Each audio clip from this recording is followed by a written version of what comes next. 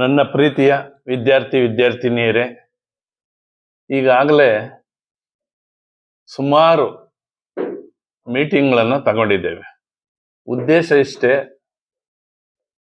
ನೀವೇನು ಅನ್ಕೊಂಡಿದ್ದೀರ ಅದನ್ನ ಸಾಧನೆ ಮಾಡಬೇಕು. ತಂದೆ ತಾಯಿ ನಿಮ್ಮ ಮೇಲೆ ಏನು ನಂಬಿಕೆ ಇಟ್ಟಿದ್ದಾರೆ ಆ ನಂಬಿಕೆನ ಹುಸಿ ಮಾಡಬಾರ್ದು.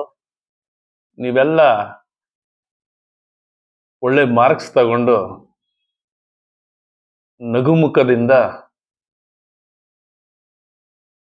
ನಿಮ್ಮ ವ್ಯಾಸಂಗವನ್ನ ಕಂಟಿನ್ಯೂ ಮಾಡಬೇಕು. ನನಗೆ ನಂಬಿಕೆ ಇದೆ, ಈಗ ನಮ್ಮ ಹೈಸ್ಕೂಲ್ ಟೀಚರ್ಸ್, ನಮ್ಮ ಶಾಲೆಯ ಹೈಸ್ಕೂಲ್ ಟೀಚರ್ಸ್ ನಿಮ್ಮ ಸಾಮರ್ಥ್ಯಕ್ಕೆ ಅನುಗುಣವಾಗಿ ಎಲ್ಲ ರೀತಿಯಿಂದನೂ ನಿಮ್ಮನ್ನ ಪ್ರಿಪೇರ್ ಮಾಡಿದ್ದಾರೆ, ಜಾಗೃತಿಗೊಳಿಸಿದ್ದಾರೆ. ನಿಮ್ಮ ಕನಸನ್ನ ನನಸು ಮಾಡುವಂಥದ್ದಕ್ಕೆ ಎಲ್ಲ ವಿಧದಲ್ಲೂ ಎಲ್ಲ ಟೀಚರ್ಸ್, ಎಲ್ಲ ಸಬ್ಜೆಕ್ಟ್ ಟೀಚರ್ಸು ನಿಮ್ಮ ಸಾಮರ್ಥ್ಯಕ್ಕನುಗುಣವಾಗಿ ನಿಮ್ಮನ್ನ ತಯಾರಿ ಮಾಡಿದ್ದಾರೆ. ನಾನು ಪದೇ ಪದೇ ಹೇಳ್ತಾ ಇರ್ತೇನೆ ನಿಮ್ಗೆ, ಈ ಪ್ರಪಂಚದಲ್ಲಿ ಮಗಳೇ ಆಗಲಿ ಮಗನೇ ಆಗಲಿ ಏನೆಲ್ಲ ತಪ್ಪುಗಳು ಮಾಡಿದ್ರು, ಏನೆಲ್ಲ ಒಳ್ಳೇದು ಮಾಡಿದ್ರು, ಅಪ್ಕೊಳ್ಳೋದು ತಪ್ಕೊಳ್ಳೋದಂದ್ರೆ ಮೊದಲನಿಗೆ ತಾಯಿ, ಆಮೇಲೆ ತಂದೆ. ಆದ್ರಿಂದ ನೀವ್ಯಾರು ತಂದೆ ತಾಯಿಗೆ ನೋವನ್ನ ಕೊಡಕ್ ಹೋಗ್ಬೇಡಿ. ನಾನು ಪದೇ ಪದೇ ಹೇಳ್ತೇನೆ. ನಮ್ ಕಳೆದ ಒಂದು ಸಭೆಯಲ್ಲಿ ನಮ್ಮ ಸುರೇಶ್ ಸರ್ ಅವರು ಹೇಳಿದ್ರು, ತಾಯಿಯ ಪ್ರೀತಿ, ತಂದೆಯ ಧೈರ್ಯ, ಗುರುಗಳ ಶಿಕ್ಷಣ, ಇದನ್ನ ಮರಿಬಾರ್ದು ನೀವು. ನಾನು ಹಲವು ಬಾರಿ ಹೇಳಿದ್ದೇನೆ, turn back and remember your father and mother difficults and pains. ನಿಮಗೆ ಜನ್ಮ ಕೊಡ್ಬೇಕಾದ್ರೆ ಆ ತಾಯಿ ತನ್ನ ಜೀವವನ್ನೇ ಒದೆ ಇಟ್ಟು ಪುನರ್ಜನ್ಮ ತಾಳಿ ನಿಮ್ಗೆ ಜನ್ಮ ಕೊಟ್ಟು ಈ ಭೂಮಿ ಮೇಲೆ ಓಡಾಡಕ್ ಬಿಟ್ಟಿದ್ದಾರೆ. ಭೂಮಿ ಮೇಲೆ ನಿಮ್ಗೆ ಜನ್ಮ ಕೊಟ್ಟಿದ್ದಾರೆ. ನಿಮ್ಮಿಂದ ಬಹಳಷ್ಟು ಕನಸುಗಳನ್ನ ಕಾಣ್ತಾ ಇರ್ತಾರೆ. ನನ್ನ ಮಗ ನಮ್ಮ ರಿಲೇಷನ್ ಅಲ್ಲಿ ಒಳ್ಳೆ ಹೆಸರಾಗಿ ಬೆಳಿಬೇಕು, ಎಜುಕೇಟೆಡ್ ಆಗ್ಬೇಕು, ಗುರ್ತಿರೋ ರೀತಿ ನಮ್ಮ ಕುಟುಂಬಕ್ಕೆ ಒಂದು ಬೆಳಕನ್ನ ಕೊಡಬೇಕು ಅನ್ನೋ ಕನಸುಗಳನ್ನ ಕಾಣ್ತಾ ಇರ್ತಾರೆ. ಆದ್ರಿಂದ ನೀವು ಯಾರು ಅದಕ್ಕೆ ಮೋಸ ಮಾಡಕ್ ಹೋಗ್ಬೇಡಿ. ಈಗ ನಿಮ್ಗೆಲ್ಲ 13ರಿಂದ 14, 15 ವರ್ಷ ಆಗಿದೆ. ಈ 13, 14 ವರ್ಷದಲ್ಲಿ ನಿಮ್ ತಂದೆ ತಾಯಿಗಳು ಏನೆಲ್ಲ ಕಷ್ಟಪಟ್ಟಿದ್ದಾರೆ, ಏನೆಲ್ಲ ನಿಮ್ ಬಗ್ಗೆ ಕನಸುಗಳು ಕಾಣ್ತಾ ಇರ್ತಾರೆ, ಅದನ್ನ ಹಿಂತಿರುಗಿ ನೋಡಿ ಯೋಚನೆ ಮಾಡಿ. ನೀವು ನಿಮ್ಗೆ ಏನೆಲ್ಲ ಬೇಕಾ ಸಂಸ್ಕಾರ, ಸಂಸ್ಕೃತಿ, ಆ ಶಿಕ್ಷಣ ಎಲ್ಲವನ್ನೂ ನಮ್ಮ ಶಾಲೆಯಿಂದ ಕೊಟ್ಟಿದ್ದೇವೆ. ಈಗ ನಾವು ಕೊಟ್ಟಿರ್ತಕ್ಕಂಥ ಆ ಒಂದು ಅಡ್ವೈಸ್ ಏನಿದೆ, ನಿಮ್ಮ ಜೀವನ ಉದ್ದಕ್ಕೂ ನೆನ್ಸ್ಕೋಬಹುದು. ಈಗ ಮೊನ್ನೆ ಒಬ್ಬ ಸ್ಟೂಡೆಂಟ್ ಸಿಕ್ಕಿದ್ದ, ಏನಪ್ಪಾ ನಾನು ನಿನ್ಗೆ ಹೊಡೆದ್ಬಿಟ್ಟಿದ್ದೆಲ್ಲ, ಏನಾದ್ರೂ ಬೇಜಾರಾಯ್ತು ಅಂತ. ಸರ್, ನೀವು ಹಂಗೆಲ್ಲ ಶಿಕ್ಷೆ ಕೊಟ್ಟು ಮಾಡಿದ್ದಕ್ಕೆ ನಾನು ಈಗ MBA ಮಾಡ್ಕೊಂಡು ಇನ್ಫೋಸಿಸ್ ಅಲ್ಲಿ ಕೆಲಸ ಮಾಡ್ತಾ ಇದ್ದೀನಿ ಸರ್. ಅವಾಗ ನಿಮ್ಮನ್ನೆಲ್ಲ ನೆನ್ಸ್ಕೊಳ್ತೇವೆ, ನಿಮ್ ಟೀಚರ್ಸ್ ನಿಮ್ಮನ್ನ, ಸ್ಕೂಲ್ನ ಎಲ್ಲ ಅಂತ ಹೇಳ್ತಾನೆ. ನೀವ್ಯಾರು ನಮ್ಗೆ ವೈರಿಗಳಲ್ಲ, ತಂದೆ ತಾಯಿಗೂ ಯಾರು ನೀವು ವೈರಿಗಳಲ್ಲ. ನಿಮ್ಮ ಒಂದು ಏಳಿಗೆಗೋಸ್ಕರ ನಾವು ಪದೇ ಪದೇ ನೀವು ಏನೆಲ್ಲ ನಮ್ಗೆ ತೊಂದರೆ ಕೊಟ್ರು ಅವನ್ನೆಲ್ಲ ಸಹಿಸ್ಕೊಂಡು, ಮನೇಲಿ ತಂದೆ ತಾಯಿ ಹೆಂಗ್ ಸಹಿಸ್ಕೊಳ್ತಾರೋ ಅದೇ ರೀತಿ ನಾವು ಶಾಲೆಯಲ್ಲಿ ನಮ್ಮ ಟೀಚರ್ಸು, ನಾವು ಎಲ್ಲ ಸಹಿಸ್ಕೊಳ್ತೇವೆ. ಕಾರಣ ಏನಂದ್ರೆ ನಾವೆಲ್ಲ ಯೋಚನಾ ಶಕ್ತಿ ಇರುವಂತವ್ರು, ನಾವೆಲ್ಲ ಮನುಷ್ಯರು. ಮನುಷ್ಯರಾದ್ಮೇಲೆ ತಪ್ಪು ಮಾಡೋದು ಸಹಜ.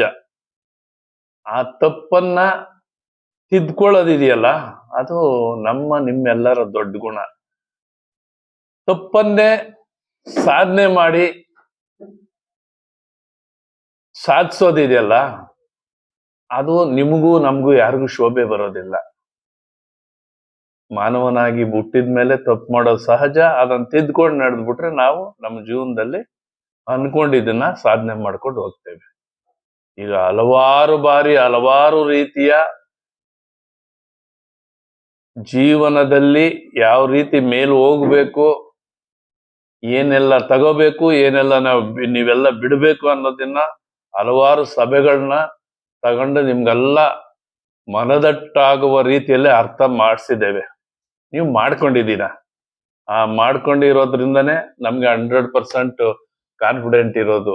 ಈ ವರ್ಷ ನಮ್ಮ ನೀವೇನಿದ್ದೀರಿ 24-25ನೇ ಇದು 25-26 ಅಲ್ವಾ ಸರ್? 25-26ನೇ ಬ್ಯಾಚ್ ಏನಿದ್ದೀರಿ 100% ರಿಸಲ್ಟ್ ಬಂದೇ ಬರ್ತದೆ.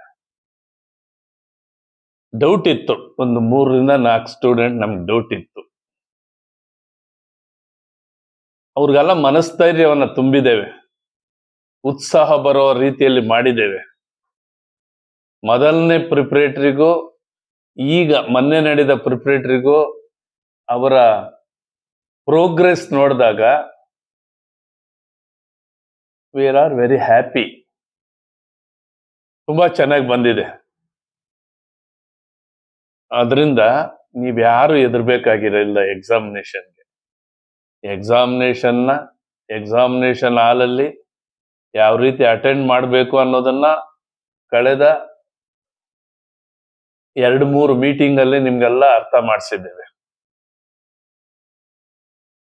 ಈಗ ನಿಮ್ಗೆ ಆ ಭಯ ಎಲ್ಲ ಹೋಗ್ಬಿಟ್ಟಿದೆ ಅಲ್ವಾ?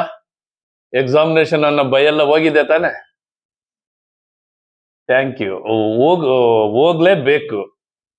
ಈಗ ಹ್ಯಾಪಿನೆಸ್ ಮತ್ತೆ ಭಯ ಯಾವಾಗ ಹೋಗ್ತದೆ ಅಂದ್ರೆ, ನಾವು ಮಾಡುವ ಕೆಲಸದಲ್ಲಿ ತೃಪ್ತಿ ಇದ್ದಾಗ, ಸಂತೋಷ ಇದ್ದಾಗ, ಆ ನಂಬಿಕೆ ಇದ್ದಾಗ ಆ ಭಯ ಅನ್ನೋದು ಇರೋದಿಲ್ಲ. ಅವೆಲ್ಲ ಹೋಗ್ಲಾಡ್ಸಿದೀವಿ ನಿಮ್ಮಲ್ಲಿ. ಅದರಿಂದ ನೀವೆಲ್ಲನೂ ನಿಮ್ಮ ಭವಿಷ್ಯವನ್ನ ಒಳ್ಳೆ ರೀತಿ ರೂಪಿಸ್ಕೊಳ್ರಿ. ನಮ್ ಸುರೇಶ್ ಸರ್ ಕಳೆದ ಮೀಟಿಂಗ್ ಅಲ್ಲೆಲ್ಲ ಹೇಳಿದ್ದಾರೆ, ಇನ್ನ 7-8 ವರ್ಷಗಳ ಕಾಲ ನೀವು ಯಾವುದೇ ಕಾರಣಕ್ಕೂ ಏನೋ ನಿಮ್ಮ ಮನಸ್ಸನ್ನ ಬೇರೆ ಕಡೆಗೆ ಡೈವರ್ಟ್ ಮಾಡದೆ ನಿಮ್ಮ ಸ್ಟಡಿ ಬಗ್ಗೆ ಗಮನ ಕೊಟ್ಟು ಹೋಗ್ಬಿಟ್ರೆ 60-70 ವರ್ಷ ನೀವು ಇರೋವರೆಗೂ ಸುಖವಾಗಿ ಬದುಕನ್ನ ಕಟ್ಕೋಬಹುದು. ಆ ನಂಬಿಕೆ ನಮ್ಗಿದೆ. ನೀವ್ಯಾರು ಎಡುವುದಿಲ್ಲ. ವಿದ್ಯಾರ್ಥಿನಿಯರಾಗಿರ್ಬೋದು, ವಿದ್ಯಾರ್ಥಿಗಳಾಗಿರ್ಬೋದು, ನೀವು ಯಾರು ಎಡುವುದಿಲ್ಲ. ನಿಮ್ಮ ಜೀವನವನ್ನ ಒಳ್ಳೆ ರೀತಿ ರೂಪಿಸ್ಕೊಳ್ತೀರ ಅನ್ನೋ ನಂಬಿಕೆ ಇದೆ. ಆ ನಂಬಿಕೆಯನ್ನು ನೀವು ಇಟ್ಕೊಳ್ರಿ. ನಿಮ್ಮ ತಂದೆ ತಾಯಿ ಆಸೆಗಳೇನಿದೆ ಅದನ್ನ ಪೂರೈಸ್ರಿ. ನಿಮ್ಮ ಜೀವನದಲ್ಲಿ ಸ್ವಾವಲಂಬಿಗಳಾಗಿ ಬದುಕನ್ನ ಕಟ್ಕೊಳ್ಳೋದಕ್ಕೆ ಪ್ರಯತ್ನ ಪಡಿ. ಇನ್ನೊಬ್ಬರಿಗೆ ನಂಬ್ಕೊಂಡು ಬದುಕೋದಕ್ಕೆ ಹೋಗ್ಬೇಡಿ. ಅಂದ್ರೆ ಕೆಲಸ ಕೊಡುವಂತ ದಣಿಗಳಾಗ್ಬೇಕು ನೀವೆಲ್ಲ. ಕೆಲಸ ಬೇಡ್ಕೊಂಡು ಹೋಗುವಂತವ್ರು ಯಾರೂ ಆಗಬಾರ್ದು. ಅದಕ್ಕೆ ನೂರಾರು ಅವಕಾಶಗಳಿದೆ ಸಮಾಜದಲ್ಲಿ, ನೂರಾರು ಅವಕಾಶಗಳಿದಾವೆ. ನಿಮ್ಮ ಎಜುಕೇಶನ್ ಅನ್ನ ನೀವು ಎಷ್ಟು ಆರಾಧಿಸಿ ಪೂಜೆ ಮಾಡ್ತಿರೋ, ಎಷ್ಟು ಗೌರವದಿಂದ ಕಾಣ್ತದೋ, ಆ ಸರಸ್ವತಿ ಅಷ್ಟೇ ನಿಮ್ಮನ್ನ ಎತ್ತರಕ್ಕೆ ಬೆಳೆಸ್ಕೊಂಡು ಹೋಗ್ತದೆ. ನೋಡ್ರಿ, IAS, KAS, IPS ಅವರು ನಿಮ್ ತರ ಸ್ಟೂಡೆಂಟ್ಗಳೇ ತಾನೆ. ಅವ್ರಿಗೂ ನಿಮ್ಗೆ ಏನಿದೆ, ಏನು 2 ಕಿವಿ, ಕಣ್ಣು, ಮೂಗು, ಬಾಯಿ, 2 ಕಾಲು, ಇದು ಏನಿದೆ ಅವ್ರಿಗೂ ಅದೇ ತಾನೇ ಇರೋದು. ಅಂದ್ರೆ ಆ ಮಟ್ಟಕ್ಕೆ ಅವರು ಪ್ರಾರಂಭದಿಂದಲೇ ಛಲ ಬಿಡ್ದಿರ ನುಗ್ತಾ ಇರ್ತಾರೆ. ನೀವು ಆ ಕೆಲಸ ಆಗ್ಬೇಕು. ಈಗ ನಮ್ಮ ಶಾಲೆಯಲ್ಲೇ 7th ಸ್ಟ್ಯಾಂಡರ್ಡ್ ಕಿರಣ್ ಅಂತ ಹುಡುಗ ವ್ಯಾಸಂಗ ಮಾಡ್ತಾ ಇದ್ದಾನೆ. ಇದುವರೆಗೂ ಅವನು LKG to 7th ಸ್ಟ್ಯಾಂಡರ್ಡ್ ಯಾವ ಸಬ್ಜೆಕ್ಟ್ ಅಲ್ಲೂ ಒಂದು ಮಾರ್ಕ್ಸ್ ಬಿಟ್ಕೊಟ್ಟಿಲ್ಲ. ಸೇಮ್ ಸ್ಕೂಲ್ ತಾನೆ, ಸೇಮ್ ಟೀಚರ್ಸ್ ತಾನೆ. ಅದೇ ರೀತಿ ನೀವೆಲ್ಲ ಮುಂದೆ ನುಗ್ಗಬೇಕು, ಒಳ್ಳೆ ಕೆಲ್ಸಕ್ಕೆ ಸೇರ್ಬೇಕು. ನೀವು 4 ಜನಕ್ಕೆ ನಿಮ್ಮಿಂದ ಉಪಯೋಗ ಆಗ್ಬೇಕು ಅಂತ ಒಂದು ಹುದ್ದೆಗಳಿಗೆ ನೀವು ಹೋಗ್ತೀರಾ ಅಂತ ಹೇಳ್ತಾ ಇವತ್ತಿನ ಸಭೆಯನ್ನ ಮೋಸ್ಟ್ಲಿ ಇದು ಕಟ್ಟ ಕಡೆಯ ಸಭೆ. ನೀವೆಲ್ಲ ನಾವೇನೆಲ್ಲ ಟೀಚರ್ಸು ನಾವು ಏನೆಲ್ಲ ಹೇಳಿದೀವಿ ಅದನ್ನೆಲ್ಲ 100ಕ್ಕೆ 100 ಭಾಗ ಪಾಲಿಸ್ತೀರಾ. ನಿಮ್ಮ ಬದುಕನ್ನ ಸಮಾಜದಲ್ಲಿ ಗುರ್ತಿರೋ ರೀತಿ ತಗೊಂಡು ಹೋಗ್ತೀರಾ ಅಂತ ಹೇಳ್ತಾ ಈ ಒಂದು 2 ಮಾತುಗಳನ್ನ ಮುಗಿಸ್ತೀವಿ. ಜೈ ಹಿಂದ್, ಜೈ ಕರ್ನಾಟಕ.